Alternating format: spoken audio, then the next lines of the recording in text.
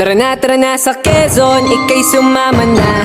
Tara dito sa Nyugnyugan, itodo ang saya. Tara na sa Quezon, lugar na kay ganda. Tara dito sa Nyugnyugan, may siyang naiiba. Sa Quezon tara na. Yumugyog sayaw indak, yumugyog sayaw indak. Sa Quezon tara na, oh, sa Quezon tara na. Yumugyog sayaw indak, yumugyog sayaw indak.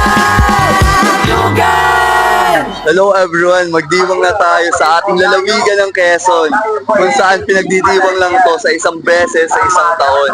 Kaya tara na, magsama-sama tayo at mamaya may papakilala kong dalawang guests natin for this day.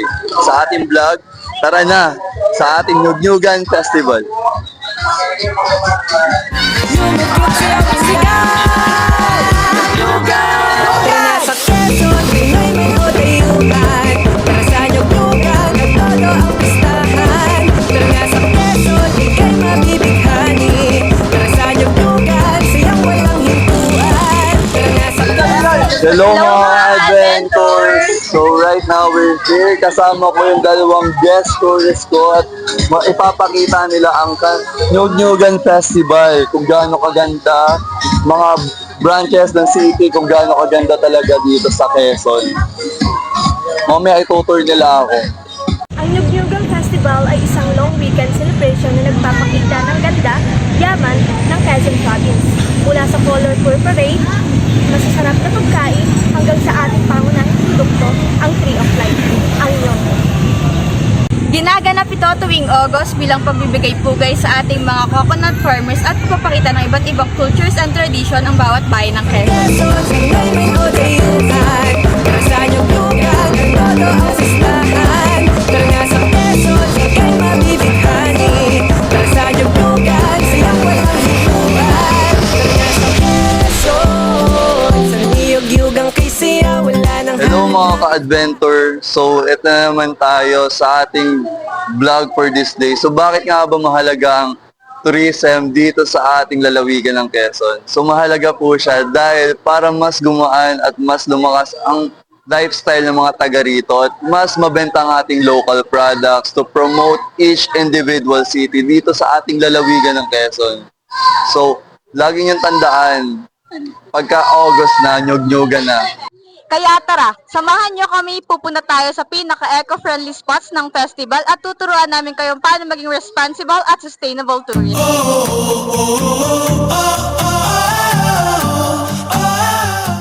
First, waste segregation. May mga bins dito for biodegradable, non-biodegradable, and recyclables.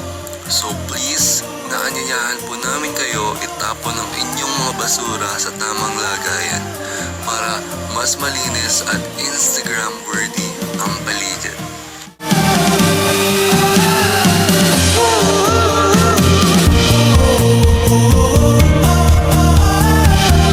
Second, eco-friendly boots. Gawa sa recycled and natural materials like coconut husk, bamboo, and reused wood. Ang ganda na, sustainable pa.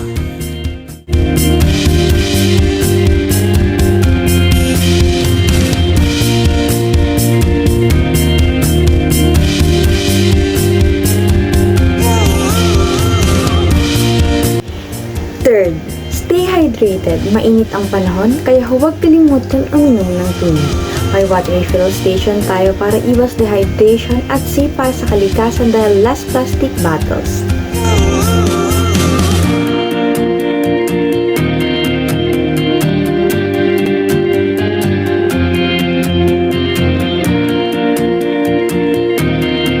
Fourth, support local. From coco jam to coco vinegar, coco chips, and handmade souvenirs. Lahat masarap, unique, at nakakatulong sa ating mga kababayan.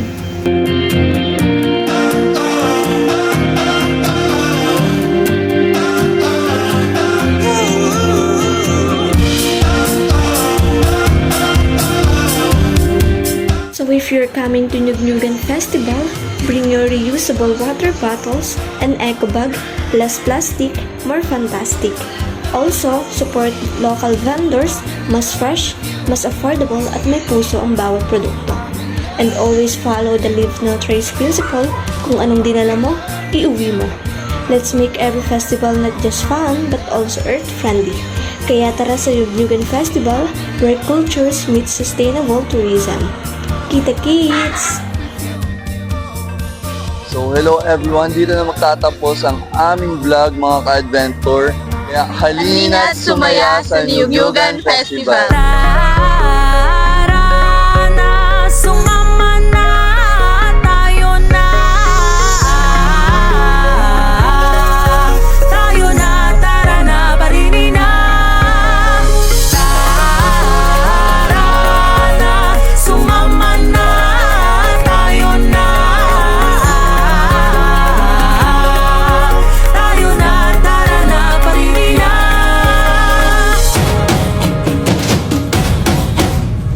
Quezon, makisaya, ngiti-ngiti, tara humagaw ka.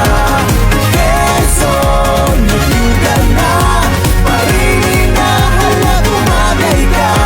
Sumunod ka sa'kin, wag kang mahiya, magtiwala ka sa'kin. Makikita mo, magandang lalawigang sagana sa tawanan, sayawan, kwentuhan hanggang sa magdamag.